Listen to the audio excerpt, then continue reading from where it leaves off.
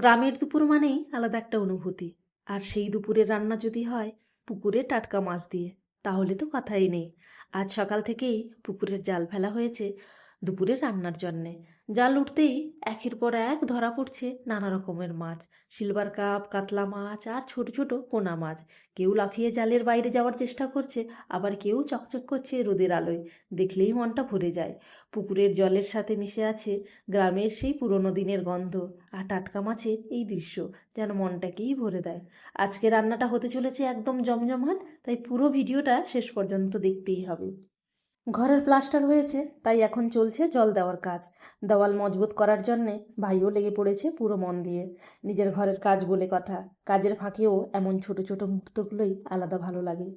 এদিকে দুপুরের রান্নার প্রস্তুতি চলছে জমিয়ে। আজ রান্না হবে মোচার তরকারি, তাই গাছ থেকে টাটকা মোচা নিতে চলে এসেছি। নিজের গাছের তাজা মোচা দিয়ে রান্না হলে স্বাদও যেন একটু বেশি ভালো লাগে। গ্রামের দুপুর আর এমন ঘরোয়া রান্নার অনুভূতি একদম আলাদা। এদিকে মা কিন্তু রান্না প্রায় শেষের দিকেই পৌঁছে গেছে। মাছের ডিমের ভাজা, মাছের ভাজা, মাছের টক, শাকের তরকারি, কত কিছুই না রান্না হয়েছে। এখন চলছে মাছের ঝোল রান্নার প্রস্তুতি, আর সবশেষে হবে মোচার তরকারি, কারণ মোচা রান্না করতে একটু সময় লাগে, তাই সেটা রাখা হয়েছে একদম শেষে। আমাদের ছোট আম গাছটাতেও আজ চলছে আম পাড়া। এখন প্রায় সব আমই পেকে গেছে, আর অনেক সময় নিজের থেকেই টুপটাপ নিচে পড়ে যাচ্ছে। পড়ে গেলেই অনেক আম ফেটে যায়, তারপর আর ঠিকমতো রাখা যায় না। তাই আজ কাপড় নিয়ে আম পাড়তে নেমে পড়েছি। গাছে এখন খুব বেশি আম নেই, বেশিরভাগ আগেই পাড়া হয়ে গেছে।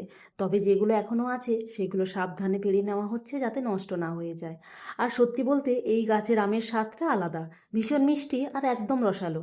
বাইরে যত আমই খাওয়া হোক না কেন, নিজের গাছের আমের সেই স্বাদ আর অনুভূতি আলাদা লাগে। আজকের ভিডিওটা আর বেশি বড় করলাম না, এখানেই শেষ করছি। সারাদিনের ছোট ছোট কাজ, রান্না বান্না আর গ্রামের কিছু সুন্দর মুহূর্ত তোমাদের সাথে ভাগ করে নিতে পেরে খুব ভালো লাগলো। তোমরা সবাই ভালো থেকো, সুস্থ থেকো, আর এইভাবে পাশে থেকো। আবার খুব তাড়াতাড়ি দেখা হবে নতুন কোনো ভিডিও নিয়ে। ততক্ষণ পর্যন্ত টাটা, ভালো থেকো সবাই।